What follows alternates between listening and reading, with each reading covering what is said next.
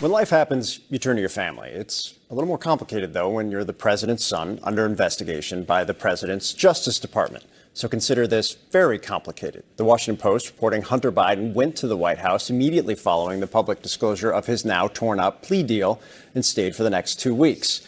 Caitlin is back with me right now, and I want to talk about this with you as two, old and washed-up White House correspondents.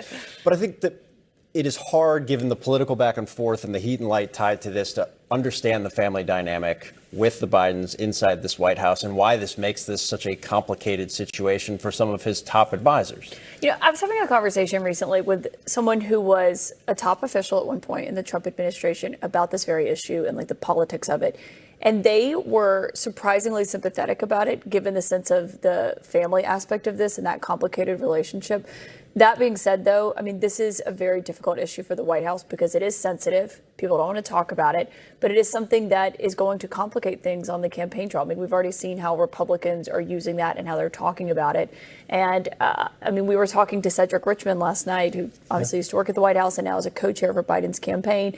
And we were just kind of asking how they're preparing to deal with these questions on the campaign trail because they're inevitable. Especially if it's Donald Trump. He brought up Hunter Biden during his last debates with President Biden. And so they kind of said that they were focusing on, just other issues, kitchen table issues that are actually affecting people. But there is going to have to be an answer on this because it is something that is going to get brought up. Right. And they continue to point to polling that shows this doesn't come anywhere near the top 5 or 10 issues that resonate. They get furious when anybody tries to even act like this is an apples to apples comparative to the former president. But it's complicated not just because the family issues, but also the issues itself and the idea of trading on access or trading on names. This was something that one of Hunter Biden's lawyers, Abby Lowell, was asked about earlier today. This is what he said.